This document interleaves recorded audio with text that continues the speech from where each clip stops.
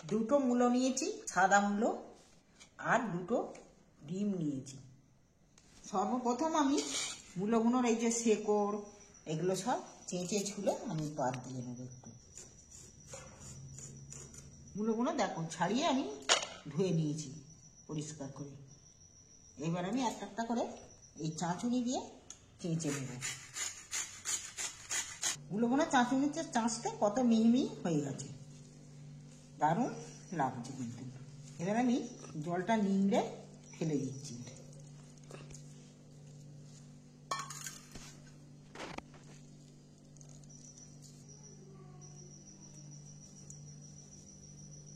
দেখো একদম ঝরঝরে হয়ে গেছে, কতটা জল বেরিয়েছে দেখো।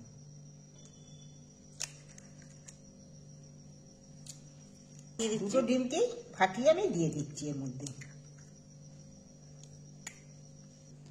আমি সামান্য একটু লঙ্কা দিচ্ছি, একটু হলদির গুঁড়ো দিচ্ছি, এখানে স্বাদ মতো নুন দিয়ে দিচ্ছি,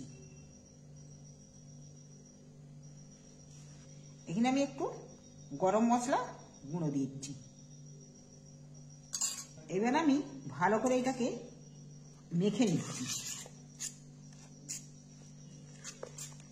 সব মশলা দিয়ে ভালো করে ফাটিয়ে ভালো করে মেখে নেব।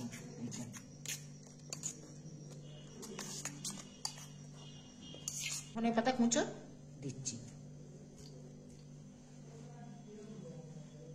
দিয়ে ভালো করে মেখে নেব।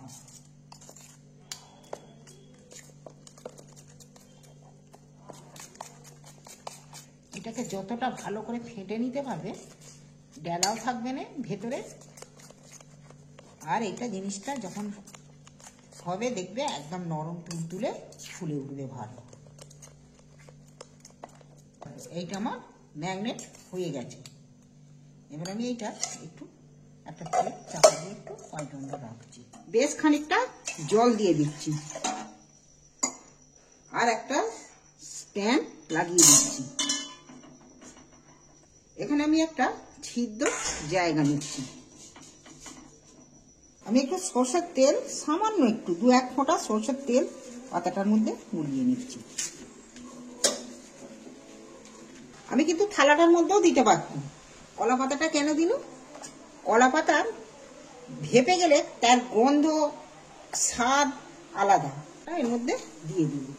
দিয়ে আমি যে ডিম মূলো ম্যাগনেট করে রেখেছিলাম সেইটা আমি এবার এর মধ্যে চাপিয়ে দিচ্ছি, ঢেলে দিচ্ছি। এইবার আমি চাপা দিয়ে দিচ্ছি একটু।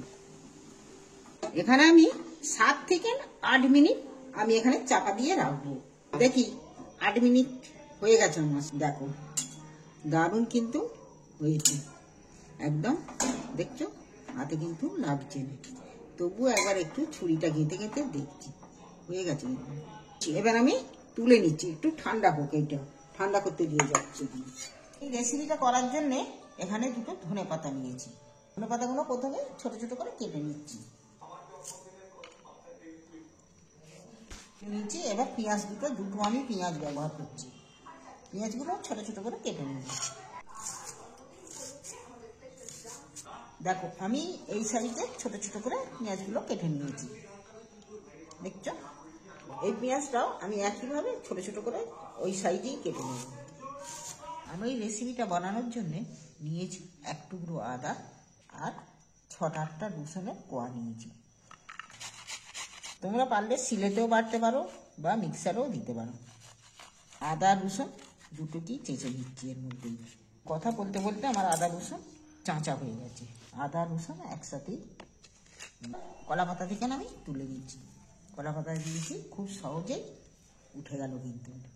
এবার আমি বরফির মতো সাইজ করে কেটে নিচ্ছি। তোমরা যেমন পারবে সেই রকম কাটবে।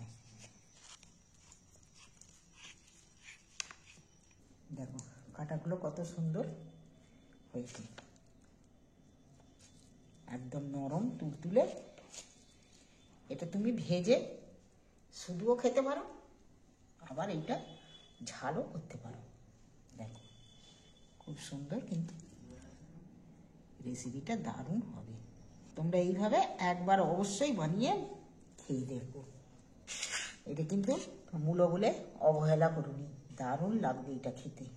ভালো লাগলে চ্যানেলটা আমার সাবস্ক্রাইবার করবে। ডিমগুলো ভাজার জন্য আমি এই প্যানটার মধ্যে তেল দিয়ে দিচ্ছি। তেল আমার গরম হয়ে গেছে, আমি একটা একটা করে এটার মধ্যে তুলে দিচ্ছি।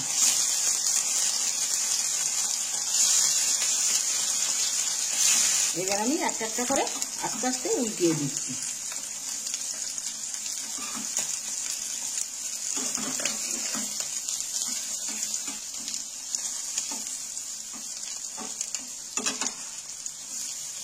ভাজার কালারটা খুব সুন্দর এসেছে। আমার একটা একটা করে সবগুলো ভাজা হয়ে গেছে কিন্তু না।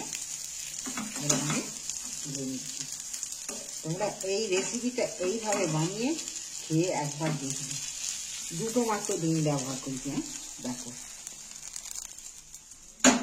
এখন বাকিগুলো ভেজে নিচ্ছি। সবগুলো আমার ভাজা হয়ে গেছে। এবার আমি কড়া বসিয়ে কড়ার মধ্যে তেল দিয়ে দিচ্ছি।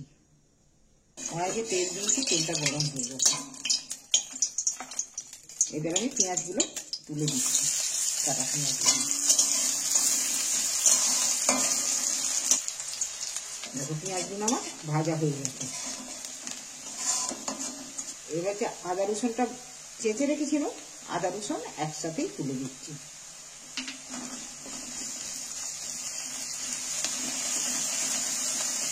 আদা রসুনটা নাড়াচাড়া করে ভেজে নিচ্ছি। দেখো ভাজা হয়ে এসছে, খুব বেশি কড়া করে ভাজবো না। এবার আমি একটু জল দিয়ে দিচ্ছি, পরিমাণ মতো হলদি দিচ্ছি। এটা কাশ্মীরি লাল লঙ্কা দিচ্ছি। এটা ঝাল হওয়ার জন্যে ঝাল লঙ্কা দিচ্ছি। আমি এতে বেশি কিছু মশলা দেবো না। এবার আমি মশলাটাকে ভালো করে কষিয়ে নেব।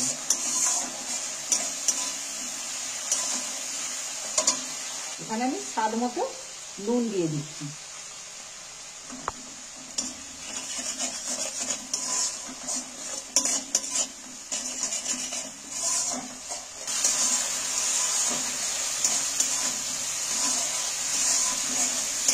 দেখো মশলা আমার কষানো হয়ে গেছে, মশলা থেকে তেল ছেড়ে দিয়েছে। এবার আমি পরিমাণ মতো একটু জল দিয়ে দিচ্ছি।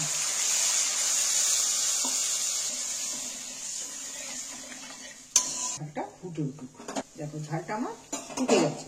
এবার আমি ডিমগুলো একটা একটা করে তুলে দিচ্ছি।